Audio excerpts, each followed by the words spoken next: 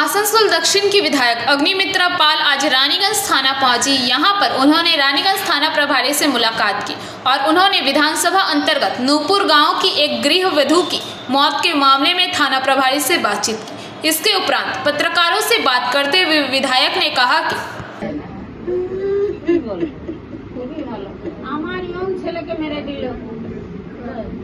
Report अच्छी चिन्हें तेरा मन चिन्हे सफल पड़ा मनी এটা আমার 4 বছর আগে হয়েছে।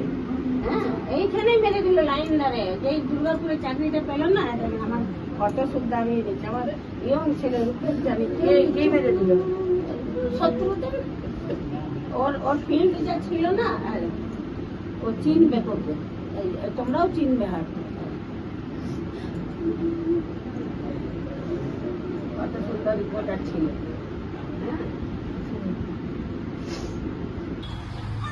আজকে রানীগঞ্জ থানাতে এসেছি কারণ আমার বিধানসভার মধ্যে পড়ে নূপুর গ্রাম।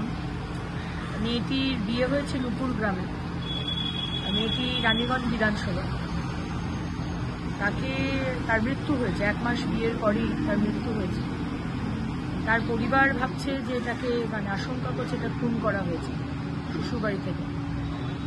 শ্বশুরবাড়ি কিছু টাকা পয়সা চেয়েছিল, তো সেটা নিয়ে তার মায়ের কাছেও গেছিলাম, পরিবারের সঙ্গে দেখা করেছি, তার ভাইও রয়েছে এবং বিষয়টি দেখা যাতে পরিবারটি বিচার পায়। এমনিতে সবাই অ্যারেস্টেড আছে, শ্বশুর শাশুড়ি ভাইয়ের বউ এবং স্বামী 5 জনই অ্যারেস্টেড আছে, কিন্তু আমরা বিচার চাই।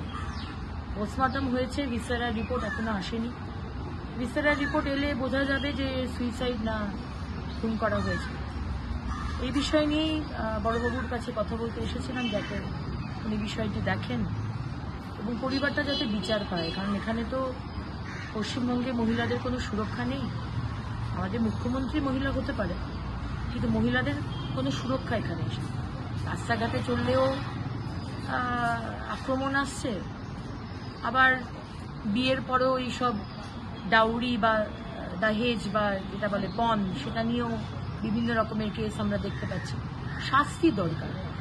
মানুষ যদি দেখে যে হ্যাঁ এরকম একটা কেসের শাস্তি হয়েছে, তাহলে মানুষ ভয় পাবে। এই ধরনের ক্রিমিনালস যারা খুন করে টাকার জন্য, মেয়েদের পুত্রবধূদের মেরে দেয়, তাদের একটা সচেতন হবে তারা। আমরা সেজন্যই বিচারের আশায় এখানে এসেছি, ওনাকে জানিয়েছি। উনি বলেছেন উনি পুরো সহযোগিতা করবেন। रानीगंज से सम्राट दास की रिपोर्ट, PVTV न्यूज।